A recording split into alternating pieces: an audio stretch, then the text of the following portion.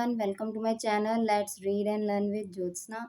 This is part 11 of the chapter 6 Life Processes of class 10th NCERT Biology.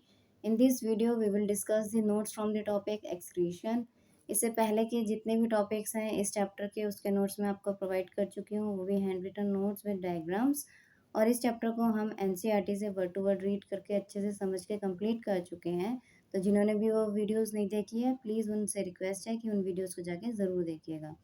साथ ही हमने chapter 7 control and coordination को भी NCERT से word to word read करके अच्छे से समझ के ख़त्म कर दिया है। तो आप उन वीडियोस को भी जाके ज़रूर देखिए। उसके भी नोट्स मैं आपको जल्द ही प्रोवाइड करूँगी, वो भी hand written notes with diagrams. तो आज का टॉपिक स्टार्ट करते हैं एक्सक्रीशन, जिसमें हम देखेंगे function of kidneys, structure of nephron, urine formation, excretion in plants. वैसे तो हम इन जब सभी टॉपिक्स को एनसीईआरटी से समझ चुके हैं, बस हमें इनके नोट्स एक बार देखने हैं। तो फर्स्ट इज एक्सक्रीशन। एक्सक्रीशन होता क्या है? Removal of metabolic waste from the body. जो मेटाबॉलिक वेस्ट हमारी बॉडी में बनते हैं उनका रिमूवल हमारी बॉडी से एक्सक्रीट आउट कराना, उसे एक्सक्रीशन कहते हैं। Most of the metabolic waste are nitrogenous substances produced by the breakdown of amino acids. अब ये मेटाबॉलिक वेस्ट होते क्या हैं? ज़्यादातर जो मेटाबॉलिक वेस्ट होते हैं वो होते हैं नाइट्रोजनस सब्सटेंसेस होते हैं, जिसमें नाइट्रोजन प्रेजेंट होता है, यानी कि नाइट्रोजन कंटेनिंग कंपाउंड्स। वो कैसे बने? Produce by the breakdown of amino acid. जो हमारी बॉडी में अमीनो एसिड्स थे उनके ब्रेकडाउन से जो नाइट्रोजनस सब्सटेंसेस बनते हैं उन्हें हम मेटाबॉलिक वेस्ट कह रहे हैं, right. When food is broken down in the cells, जब फूड जो है हमारे सेल्स में ब्रेक डाउन होता है, many toxic and poisonous substances are produced which have to be removed as they may be fatal। जो जब हमारा फूड जो हम खाते हैं जो हमारे सेल्स में ब्रेक डाउन होता है, many toxic and poisonous substances are produced। तो बहुत सारे टॉक्सिक और पॉइजनस सब्सटेंसेस क्या होते हैं हमारी बॉडी में प्रोड्यूस्ड होते हैं, which have to be removed, जो रिमूव करना बहुत इंपॉर्टेंट है।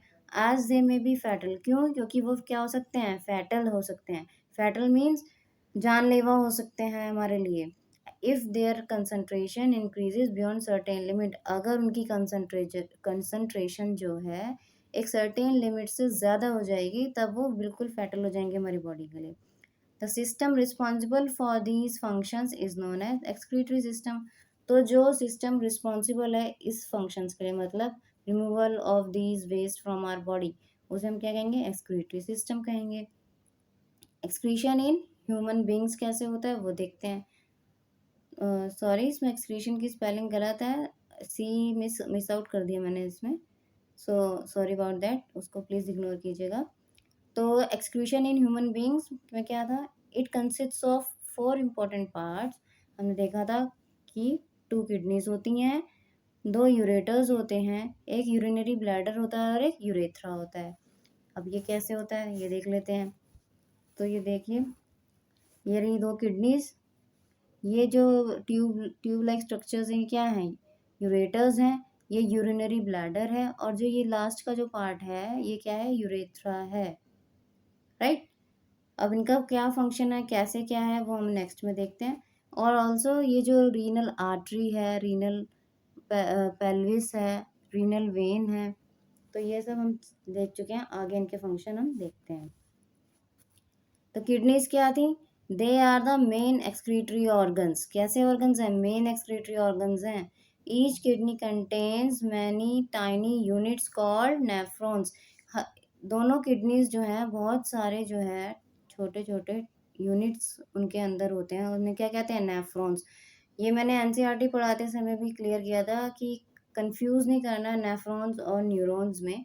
न्यूरॉन्स हमारे कंट्रोल एंड कोऑर्डिनेशन चैप्टर में हैं और वो नर्व सेल्स होते हैं। ये नेफ्रॉन्स हैं, राइट। ये क्या है? फंक्शनल यूनिट्स हैं किडनीज के। तो ये आप बिल्कुल भी कंफ्यूज नहीं होंगे नेफ्रॉन और न्यूरॉन्स में। ये दिक्कत मैंने स्टूडेंट्स में देखी है इसलिए मुझे पता है।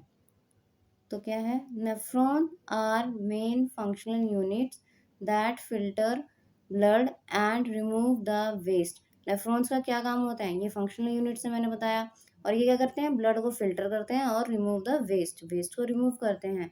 The nitrogenous waste of these excretory waste passed out from kidneys in the form of urine. जो नाइट्रोजनस वेस्ट है और दूसरे एक्सक्रीटरी वेस्ट भी हैं, क्योंकि सिर्फ नाइट्रोजनस वेस्ट ही नहीं होता है, और भी वेस्ट होता है। जैसे कि हमने देखा था कि मोस्ट ऑफ द वेस्ट जो है नाइट्रोजनस होता है, सारा पूरा नहीं ना। तो और बाकी जो एक्सक्रीटरी वेस्ट है वो भी क्या होगा, pass out from kidney in the form of urine, जो है पास करेगा किडनी से in the form of urine, urine की फॉर्म में। यूरेटर्स आ जाते हैं। सेकंड पार्ट हमने देखा ट्यूब लाइक स्ट्रक्चर्स थे जो, these are tube like structures which carry urine to the urinary bladder. तो जो ये स्ट्रक्चर्स, इनका काम क्या है, जो किडनी में यूरिन आया है उसको जो है वो यूरिनरी ब्लैडर तक कैरी करेंगे। यूरिनरी ब्लैडर का क्या काम है, it is the urinary reservoir. जो ये कैसे काम करता है, यूरिनरी रिजर्वायर का काम करता है। Urine is stored temporarily till it is released into a muscular tube called urethra। Urine जो है जब तक यूरेथ्रा के थ्रू एग्जिट आउट नहीं कर जाता हमारी बॉडी से, तब तक वो रिजर्व कहाँ पे रहता है, यूरिनरी ब्लैडर पे। यूरेथ्रा क्या है, from urethra urine is thrown out through an opening called urinary opening.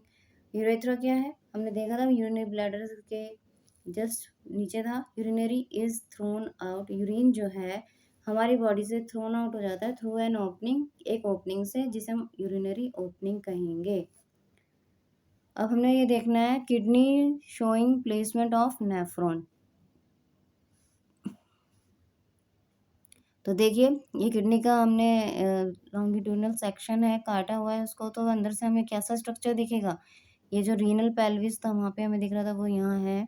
Collecting ducts, ये जो यहाँ पे मैंने बनाए हैं ना छोटे छोटे रेड कलर में, ये ऐसे करके ऐसे ऐसे करके यूं यूं, ये क्या है, हमने नेफ्रॉन दिखाए हैं कि कहाँ पे प्लेस होता है नेफ्रॉन। बहुत सारे नेफ्रॉन्स प्रेजेंट होते हैं, तो अभी हमने इसमें शो करा कि कैसे होता है, कहाँ पे, ये देखिए। और ये यूरेटर है, सॉरी, और ये यूरेटर है, देख लिया।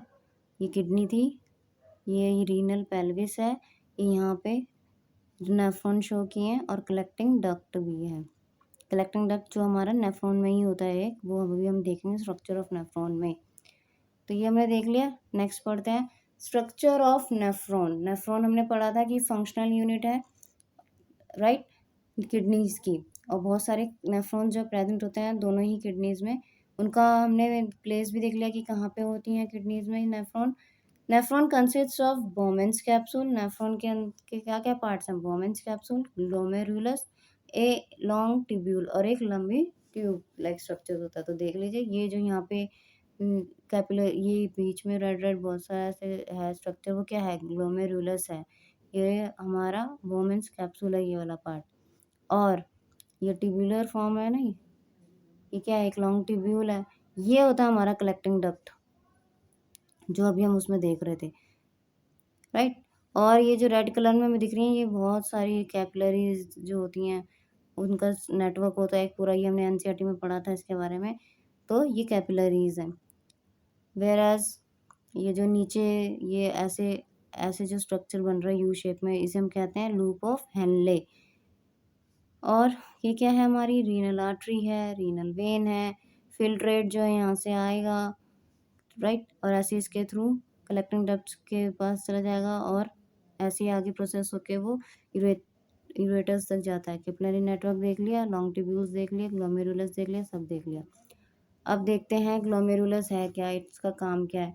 It is a bundle of capillaries present in the cup shaped बोमेंस capsule. Glomerulus क्या होता है, एक बंडल होता है कैपिलरीज का, जो कहाँ प्रेजेंट होता है, जो कप शेप हमारा ग्लोमेरुलस, सॉरी, जो है कप शेप बोमेंस कैप्सूल है उसके अंदर होता है। जैसा कि हमने यहाँ देखा, ये कैपिलरीज है यहाँ पे, और ये कप शेप, ये हमारा बोमेंस कैप्सूल है। और क्या करेगा ये, it receives blood from renal artery. ये कहाँ से ब्लड लेगा, रीनल आर्टरी से ब्लड लेगा, कलेक्ट करेगा, मतलब रिसीव करेगा। ये देख रहे हैं, ये ग्लोमेरुलस है, ये रीनल आर्टरी यहीं है, और ये कहाँ ज्वाइन हो रही है, ग्लोमेरुलस के पास ही तो जा रही है, तो यहीं से क्या लेगा, ये ब्लड को रिसीव करेगा, which brings excretory waste from the body to kidney. तो वो ब्लड कैसा है, जो एक्सक्रीटरी वेस्ट लेके आ रहा है बॉडी से किडनी तक। तो उसको कलेक्ट करके ये ग्लोमेरुलस तक देता है। ग्लोमेरुलस जो है बोमेन्स कैप्सूल में जो प्रेजेंट है, तो रीनल आर्टरी जो है ग्लोमेरुलस को ये ब्लड देती है। तो एक्सक्रीटरी वेस्ट कौन-कौन से उसमें देखे प्रेजेंट होते हैं? एक तो मैंने कहा नाइट्रोजनस वेस्ट हम पढ़ चुके हैं, और क्या हो सकता है? ग्लूकोज वाटर होता है, अमीनो एसिड्स होते हैं। और क्या बोल रहा है ये बोमेन्स कैप्सूल का क्या काम है? It is a cup-shaped hollow structure enclosing the glomerulus. It leads into a long tubule. तो ये हमें पता ही है कि ये कप शेप होता है, ये रहा, इसी के अंदर ग्लोमेरुलस होता है। और क्या है? It leads to a long tubule. और ये क्या होता है? एक लॉन्ग ट्यूब्यूल को लीड कर रहा होता है। ये दिख ही रहा है, यहाँ से शुरू हो रहा है। Long tubule, it is an tubular structure for reabsorption and secretion. जो ये long tubule tube like structure दिख रहा है, इसका क्या काम होता है? रीअब्जॉर्प्शन का और सिक्रीशन का। It opens in collecting duct. ये कहाँ ओपन होता है? कलेक्टिंग डक्ट में। ये दिख रहा है ना, ये लॉन्ग ट्यूब्यूल लाइक स्ट्रक्चर कहाँ ओपन हो रहा है? ये कलेक्टिंग डक्ट है हमारा, यहाँ पे ओपन हो रहा है। The capillaries that take blood out from glomerulus forms a network all over the long tubule. जो कैपिलरीज ब्लड को लेती हैं कहाँ से? ग्लोमेरुलस से। वो क्या करती हैं? एक बहुत बड़ा नेटवर्क सा बना लेती हैं अराउंड दी ट्यूबुलर स्ट्रक्चर। ये हमने देखा, ये कैपिलरीज मैंने रेड कलर में दिखाई हैं, राइट? तो यही था इसमें। तो कलेक्टिंग डक्ट में आपको दिख रहा है कि फ्लूइड विद वेस्ट इसमें आगे कलेक्ट होता रहता है, इसके बाद वो फिर आगे यूरेटर्स में चला जाएगा। तो आगे देखते हैं formation of urine. Formation of urine में 3 स्टेप्स इन्वॉल्व होते हैं: ग्लोमेरुलस फिल्ट्रेशन, ट्यूबुलर रीअब्जॉर्प्शन और सिक्रीशन। तो ग्लोमेरुलस फिल्ट्रेशन में क्या होगा? Nitrogenous waste, glucose water, amino acid filter from the blood into Bowman's capsule of nephron. तो ग्लोमेरुलस फिल्ट्रेशन में हमने देखा था रीनल आर्टरी जो है ब्लड किडनी तक लेके आ रही थी विद, और वो क्या कर रही, बॉडी से किडनी तक लेके आ रही थी, तो कहाँ दे रही थी? ग्लोमेरुलस में दे रही थी। तो जितना भी नाइट्रोजनस वेस्ट उस ब्लड में था, ग्लूकोज वाटर और अमीनो एसिड वगैरह थे, उस सबको फिल्टर आउट कर दिया जाएगा ब्लड में से। किसमें? बोमेन्स कैप्सूल में, जो नेफ्रॉन का ही पार्ट है, अभी हमने देखा। अब क्या करना है आगे? ट्यूबुलर रीअब्जॉर्प्शन में क्या होगा? Useful substances from the filtrate are reabsorbed backed by capillaries surrounding the nephron. तो जो हमने ग्लोमेरुलस ने फिल्टर करके ब्लड को दिया, और वो ट्यूबुलर लाइक स्ट्रक्चर यानी कि क्या, लॉन्ग ट्यूबुल देखा था ना हमने, वहाँ चला जाएगा वो अब फिल्ट्रेट। तो उस फिल्ट्रेट में अगर अभी भी कोई यूजफुल सब्सटेंस है जो हमारी बॉडी के लिए, अगर वो प्रेजेंट है, तो उसको वो दोबारा से फिल्टर कर लेगा, रीअब्सॉर्ब कर लेगा with the help of capillaries जो प्रेजेंट है उसके सराउंडिंग एरियाज में। नेटवर्क बना लेती है ना कैपिलरीज, हमने देखा था। तो ये कैपिलरीज क्या करेंगी? रीअब्सॉर्ब कर लेंगी यूजफुल सब्सटेंसेस को जो प्रेजेंट होंगी उस फिल्ट्रेट में अभी भी।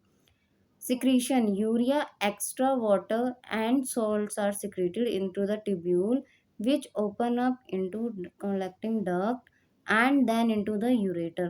यूरिया हो गया, एक्स्ट्रा वाटर हो गया, सॉल्ट्स हो गए, ये क्या होंगे? ये सिक्रीट कर दिए जाएंगे किसमें? ट्यूब्यूल में, जो कहाँ ओपन होगा? जाके कलेक्टिंग डक्ट में, and then into the ureter. और फिर ये जो है ये पूरा हमारा क्या है? एक्सक्रीटरी वेस्ट है, वो जो है वो हमारा यूरिन की फॉर्म में यूरेटर्स में चला जाएगा।